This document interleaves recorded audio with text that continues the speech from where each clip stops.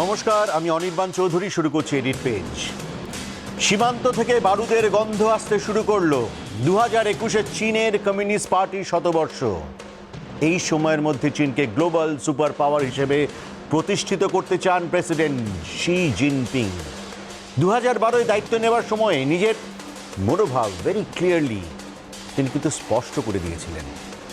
এখন ড্রাগনের সর্বগ্রাসী খিদে নজরে পড়তে শুরু করেছে আমাদের। চীনের বেল্ট অ্যান্ড রোড প্রকল্প, আমেরিকার সঙ্গে শুল্ক যুদ্ধ, দক্ষিণ চীন সাগরে যুদ্ধের জিগির তোলা, এসব তো ছিলই। 2020-তে দেখলাম করোনা সংক্রমণ, এর পেছনে জৈব যুদ্ধের ষড়যন্ত্র দেখছেন অনেকেই। তারপরে ইদানিং লাদাখে আগ্রাসন, বিশ্বের বৃহত্তম গণতন্ত্রের সঙ্গে পায়ে পা দিয়ে ঝগড়া করার চেষ্টা। শুধু তাই নয়, চীনের বিদেশ মুখপাত্র তারপর থেকে যে ভাষায় হুঙ্কার দিচ্ছেন তাতে তাকে ফ্যানাটিক ছাড়া কিছু মনে করা যাচ্ছে না। হিটলারের প্রচার সচিব ছিলেন গোয়েবলস। তিনি বলেছিলেন, একটা মিথ্যেকে 100 বার আউড়ে গেলে তা অবশেষে সত্যি হয়ে যায়। চীন ঠিক সেভাবেই লাগাতার লাদাখে অশান্তির জন্য ভারতকে দায়ী করে চলেছে। সে দেশের সরকারি সংবাদ মাধ্যম গ্লোবাল টাইমসের রিপোর্টার, তিনি তো সরাসরি হুমকি দিয়ে বসেছেন চীনের ক্ষমতাকে ভারত যেন হেলাফেলা না করে। তিনি বললেন, 90 বছর আগে এই সুর শোনা যেত নাৎসি পার্টির এক উগ্র প্রচারকের গলায়। নাম অ্যাডলফ হিটলার। তার স্বপ্ন ছিল থার্ড রাইখ 1000 বছর ধরে বিশ্ব শাসন করবে। তবে বাস্তবের মাটিতে রাইখের স্থায়িত্ব ছিল মাত্র 12 বছর। চীনের কমিউনিস্ট পার্টিও বিশ্বজয়ের স্বপ্ন দেখেছে, কিন্তু হিটলারকে মিত্রশক্তি শুরুতে যেভাবে ফাঁকা মার দিয়েছিল, চীন কিন্তু তা পাবে না। সীমান্ত রক্ষায় বিন্দুমাত্র শিথিলতা দেখাবে না ভারতীয় সেনা। তা বোঝাতেই 3500 কিলোমিটার প্রকৃত নিয়ন্ত্রণ রেখায় আজ সাজো রব। সীমান্তের দিক থেকে উড়ে গেছে সারি সারি যুদ্ধ বিমান। শ্রীনগরের বায়ুসেনা ঘাঁটি পরিদর্শন করেছেন বায়ুসেনা প্রধান RKS ভাদৌরিয়া। দুটি সেনা ঘাঁটির পরিস্থিতি খতিয়ে দেখেন তিনি। লাদাখের আকাশে চক্কর কাটছে বায়ুসেনার ফাইটার জেট ও কপ্টার। আম্বালা, উধমপুর ও বারেলির বায়ুসেনা ঘাঁটিকে সতর্ক করা হয়েছে। চীনকে বার্তা দিতে গালওয়ান নদীর ওপর ব্রিজ তৈরি করে ফেলেছেন সেনার ইঞ্জিনিয়াররা। 60 মিটার দীর্ঘ এই ব্রিজের উপর দিয়ে যেতে পারবে আমাদের সাঁজোয়া গাড়ি। দারবুক সায়ক থেকে দৌলত বেগ ওল্ডি পর্যন্ত 255 কিলোমিটার রাস্তায় এই বেইলি ব্রিজ অত্যন্ত গুরুত্বপূর্ণ অংশ। 20টি দলের সঙ্গে প্রতিনিধির আজ প্রধানমন্ত্রীর সর্বদল বৈঠকে লাদাখের প্রস্তুতির ব্যাখ্যা করে দিয়েছেন বিদেশমন্ত্রী জয়শঙ্কর। বৈঠকে সোনিয়া গান্ধী ও মমতা বন্দ্যোপাধ্যায়ও যোগ দিয়েছেন।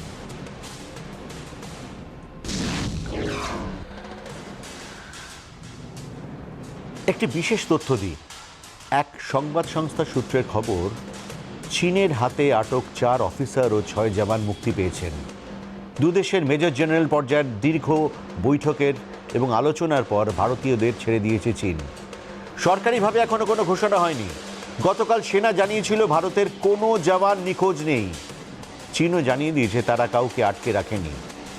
তাই তারা কিভাবে ধরা পড়েছিলেন, কোথায় ধরা পড়েছিলেন, কখন ধরা পড়েছিলেন, সেই প্রসঙ্গে না হয় নাই ঢুকলাম।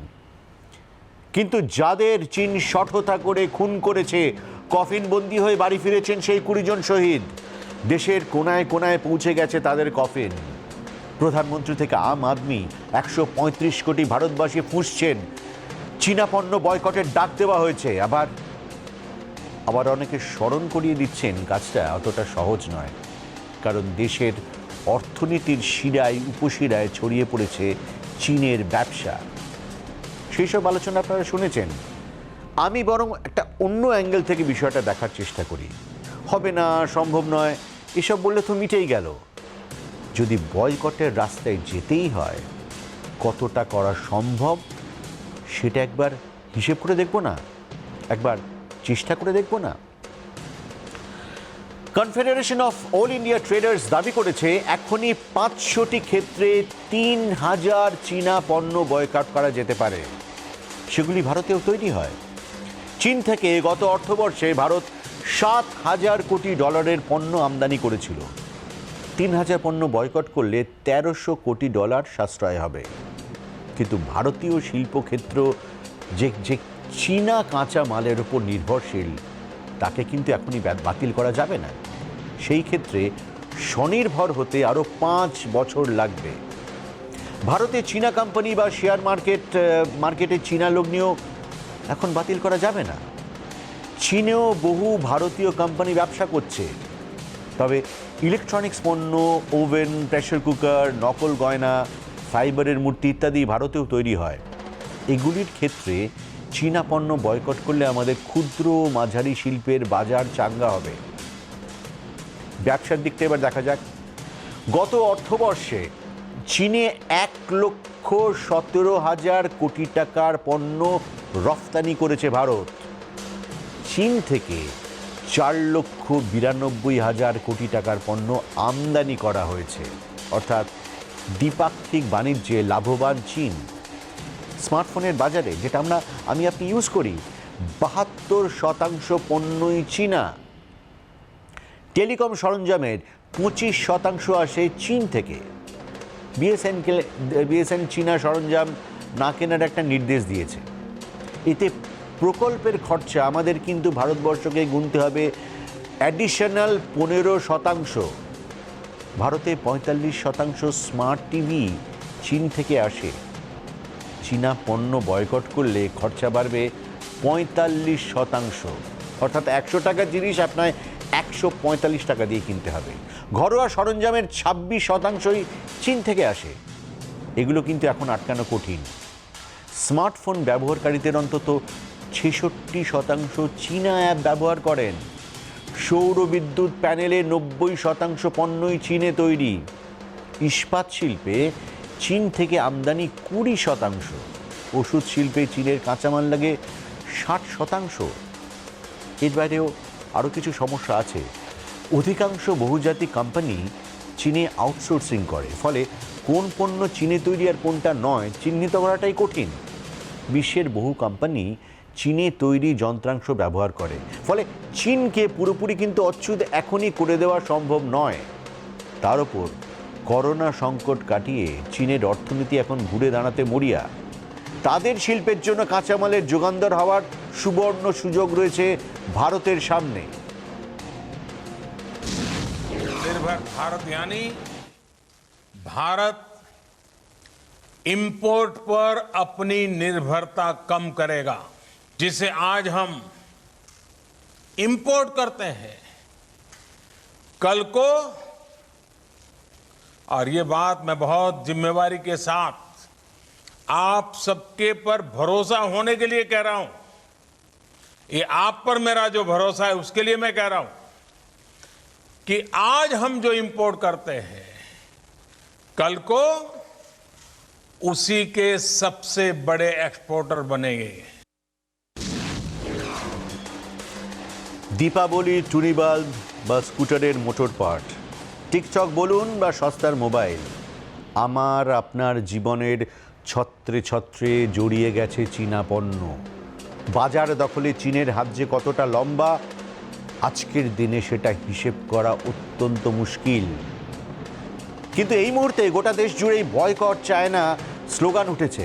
প্রথমে কোভিড, তারপরে লাদাখে ভারত চীন অশান্তির পারদ চড়ার প্রেক্ষিতে সেই স্বর আরও জোরদার হচ্ছে।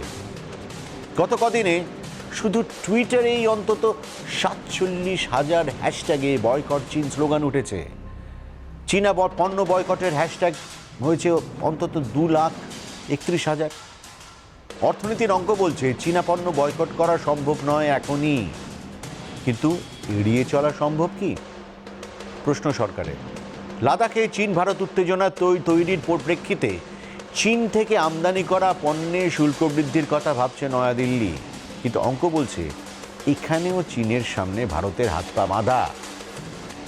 সরকার আত্মনির্ভর ভারতের কথা বলছে বটে, কিন্তু অর্থনীতির হিসেব দেখিয়ে দিচ্ছে চীনা পণ্য বয়কট করার মতন পরিস্থিতি ভারতের নেই।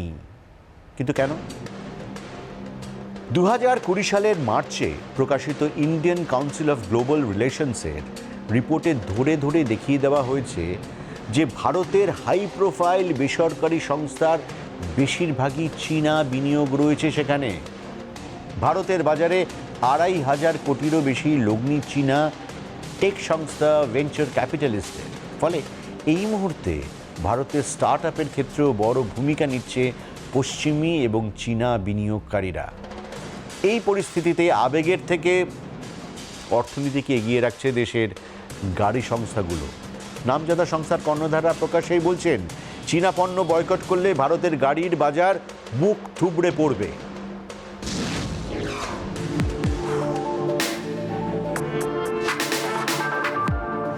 চীনা পণ্য আমদানিতে শুল্ক বৃদ্ধি হলে সমস্যায় পড়বে দেশের গাড়ি বাজার, বলছে ভারতীয় অটো জায়ান্ট মারুতি সুজুকি। সংস্থার যুক্তি, গাড়ি তৈরি ও সারাইয়ের জন্য যে পার্টসের দরকার তার জন্য ভারত চীনের ওপর পুরোপুরি নির্ভরশীল। চীনা পণ্যে শুল্ক বৃদ্ধির সিদ্ধান্ত সব দিক ভেবে চিন্তে নেওয়া হোক। গাড়ি নির্মাতাদের মতে মোদি জমানায় ভারতের ব্যবসা ক্ষেত্রে প্রভূত উন্নয়ন হয়েছে, কিন্তু প্রত্যক্ষ বিদেশি বিনিয়োগ এখনো আসছে না। এখনো ভারতে বড় নির্মাণকারী সংস্থাকে টানা যাচ্ছে না। মারুতির সুরেই কথা বলছে ভারতের অন্যতম সেরা 2 চাকা নির্মাণকারী সংস্থা বাজাজ। তাদের মতে 2 চাকার ক্ষেত্রেও চীনা পার্টসের মস্ত ভূমিকা রয়েছে। বাইকে বা সাইকেলে যে অ্যালয়ের চাকা লাগানো হয় তা মূলত চীন থেকেই আমদানি করা হয়। তাদের কম্পিটিটিভ প্রাইসিং এর জন্য ব্যবসা ক্ষেত্রে সুবিধা হয়। অর্থনীতি নাকি কূটনীতি, এই মুহূর্তে দাঁড়িয়ে কোন দিকে ঝুঁকবে দিল্লি? ভারতের বাজারে চীনা পণ্যের প্রভাব সংক্রান্ত স্ট্যান্ডিং কমিটির একটি রিপোর্ট বলছে, শুধু 2019 সালেই ভারতের বাজারে চীনা পণ্যের আমদানি বেড়েছে প্রায় 5000 কোটি মার্কিন ডলারের মতো, কিন্তু ভারত থেকে চীনে রপ্তানি বেড়েছে মাত্র 250 কোটি ডলারের কাছাকাছি। ফলে চীনের সঙ্গে ভারতের বাণিজ্য ঘাটতি চড়িয়ে বাড়ছে। তথ্য বলছে ভারতের মোট বাণিজ্যিক ঘাটতির 40%-এরই কারণ চীন ভারতের বিপুল ট্রেড ডেফিসিট। ভবিষ্যতে যে দেশের চীন নির্ভরতা আরও বাড়বে সেই পূর্বাভাসও দিচ্ছে গাড়ি নির্মাণকারী সংস্থাগুলো।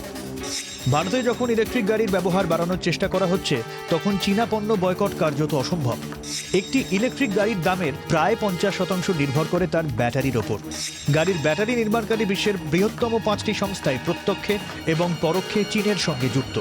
5টির মধ্যে 2টি চীনা সংস্থা রয়েছে যারা পুরো কাজটাই চীনের মাটি থেকে করে। বাকি 3টি সংস্থা চীনের না হলেও তারা হয় ব্যাটারি তৈরি করে চীনের মাটিতে বা চীনের কোনো সংস্থাকে দিয়ে কাজ করায়। শিল্পমহলের আশঙ্কা, চীনা পণ্যের পাশ কাটাতে গেলে শুধু গাড়ি বাজারেই যদি এই অবস্থা হয়, তাহলে খুঁটিয়ে দেখলে ভারতের সার্বিক ছবিটা কি ভয়ঙ্করই না হতে পারে। তারা বলছেন, দুম করে চীনা পণ্য বয়কটের সিদ্ধান্ত হলে বাজারে তার দীর্ঘমেয়াদী প্রভাব পড়তে বাধ্য। ব্যুরো রিপোর্ট, জি24 ঘন্টা। চায়না কিভাবে আমাদের অর্থনীতিকে কবজা করে নিয়েছে, কিভাবে আমাদের জীবনে অপরিহার্য হয়ে উঠেছে, সেটা বুঝতে গেলে আপনাদের যেতে হবে চন্দননগরে। এখানকার আলোক শিল্পের ভবিষ্যৎ কিন্তু আজ প্রশ্নের মুখে দাঁড়িয়ে। এই শিল্পের সাথে জড়িত প্রত্যক্ষভাবে 12,000 কর্মী এবং পরোক্ষভাবে গোটা হুগলি জুড়ে 50,000 কর্মী অনিশ্চিত ভবিষ্যতের মুখে দাঁড়িয়ে। চন্দননগরের আলোক শিল্পের সমস্ত কাঁচামাল আনা হয় চীন থেকে। বিশ্বব্যাপী করোনা মহামারীর জন্য সরাসরি চীনকে দায়ী করছে গোটা বিশ্ব। তার উপর ভারত চীন কূটনৈতিক সম্পর্কের সাম্প্রতিক অবনতি, উত্তপ্ত সীমান্ত, যুদ্ধ ভাব, পৃথিবীব্যাপী চীনা দ্রব্য বর্জনের একটা হাওয়া চলছে। এই পরিস্থিতিতে আমাদের বাংলার আলোর আতুর ঘরে নেমে আসতে চলেছে অন্ধকার। জগদ্ধাত্রী পুজোর পর থেকেই পরের বছরের দুর্গাপুজো, কালীপুজো, বাসন্তী পুজো এবং জগদ্ধাত্রী পুজোর আলোকসজ্জার ভাবনা এবং পরিকল্পনা শুরু করে দেন চন্দননগরের আলোক শিল্পীরা। চীন থেকে ফেব্রুয়ারি মাসে দিল্লি হয়ে আলোকসজ্জার কাঁচা মাল আসে ভারতে। তার 78% আলোকসজ্জার কাঁচা মাল যায় চন্দননগরে। মার্চ মাস থেকে সেখানে কাজ শুরু হয়ে যায়, কিন্তু লকডাউনের জন্য চীন ডিসেম্বর থেকে কাঁচামাল পাঠানো বন্ধ করে দিয়েছে, যার ফলে ভাবনাতেই থেকে গেল, নতুন করে উৎপাদন শুরু হয়নি। আমাদের র মেটেরিয়ালস মেনলি আসে চায়না থেকে, সুতরাং চায়নার যে মালটা এখানে আসা এখন প্রচুর প্রবলেম। চায়না মালের মধ্যে যে মেন মাল, যেরকম এলইডিটা, যেটা নিয়ে আমরা লাইটটা জ্বালাবো, সেই এলইডি এখন আসছে না চায়না থেকে। তাছাড়া নানা রকম মেশিনারি, ছোটোখাটো সার্কিট, আর ছাড়া SNPS এই সমস্ত জিনিসগুলো আসছে না চায়না থেকে, ফলে আমরা একটা অনিশ্চয়তার মধ্যে ভুগছি। বেঙ্গালুরু বা হায়দ্রাবাদ থেকে লাইট কিনে ব্যবসা করা কঠিন। বেঙ্গালুরু আর হায়দ্রাবাদে এলইডি লাইট তৈরি হয়, কিন্তু সেই লাইটের ক্রয় মূল্য চীনের জিনিসের থেকে প্রায় 5.5 গুণ বেশি। করোনা চন্দননগরের আলোকশিল্পের ভবিষ্যৎকে প্রশ্নের মুখে ঠেলে দিয়েছে, কিন্তু কফিনে শেষ পেরেকটি পুঁতে দিতে চলছে ভারত চীন কূটনৈতিক সম্পর্কের অবনতি। লকডাউনের পর দুদেশের সম্পর্কে যেভাবে অবনতি হচ্ছে, তাতে চন্দননগরে 12,000 আলোকশিল্পী চোখে মুখে অন্ধকার দেখছেন। 12,000-এর মধ্যে 50% স্থায়ী কর্মী আর 50% কর্মী উৎসবের সময় কাজ করে। ইতিমধ্যে 80% কর্মী পেটের টানে সবজি বিক্রি, দিনমজুরের কাজ করছে। যদি এবার দুর্গাপুজোতে সেইভাবে কাজ না হয়, তাহলে বাকি 20%-এর মধ্যে আরও 7% অন্য পেশায় চলে যাবে। এর পাশাপাশি সাম্প্রতিক পরিস্থিতিতে সিঁদুরে মেঘ দেখছেন চন্দননগরের আলোকশিল্পীরা, কারণ দিল্লি, মুম্বাই এবং অসমের সমস্ত পুজো কমিটি ইতিমধ্যে তাদের অর্ডার বাতিল করে দিয়েছে। একমাত্র ভরসা কলকাতার পুজো। এরপরে যদি পুজোটা বন্ধ হয়ে যায়, তাহলে আমাদের পুজো নিয়েই সারা বছরের সংসার খরচাটা ওঠে, তা আমরা কীভাবে এবার চালাবো? লকডাউন, বিশ্বব্যাপী চীনা দ্রব্য বয়কটের ডাক, সর্বোপরি ভারত চীন কূটনৈতিক সম্পর্কে অবনতি, এই ত্রিমুখী চাপে চন্দননগরের 250 বছরের পুরনো এই শিল্পের দরজায় বিপর্যয় করা নাড়ছে। আলোর আঁতুর ঘরে নেমে আসতে চলেছে অন্ধকার। ব্যুরো রিপোর্ট, জি 24 ঘন্টা। রবিবার মানে কাল বাদে পরশু সূর্যগ্রহণে নির্ঘণ্ট জানেন নিশ্চয়ই। ওদিন নাকি পৃথিবী ধ্বংস হয়ে যাবে বলছে মায়ান ক্যালেন্ডারের হিসেব।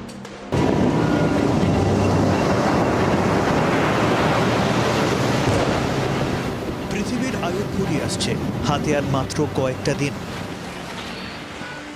এমনই সব তথ্য ফি বছর কোনো না কোনো সূত্রে ফিরে ফিরে আসে। তবে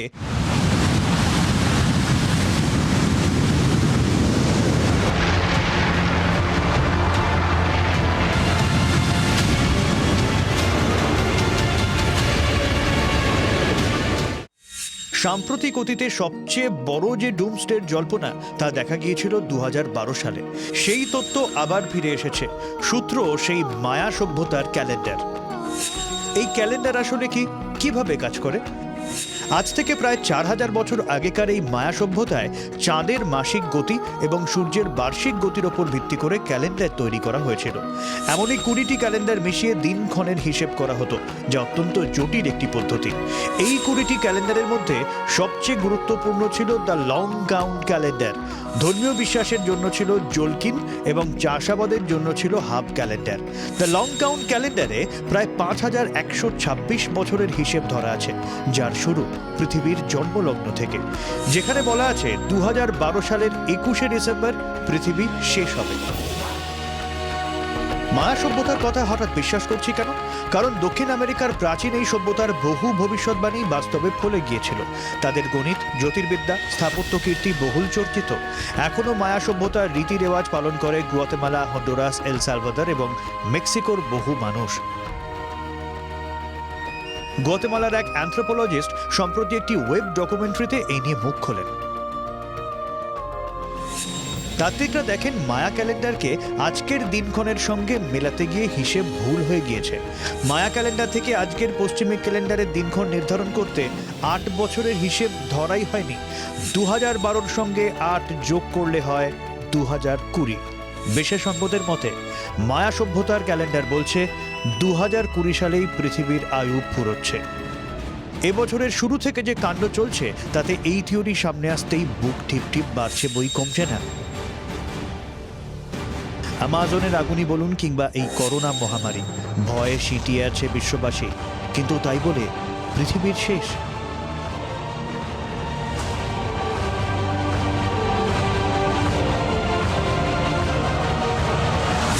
অনেকে বিশ্বাস করছেন, অনেকে করছেন না।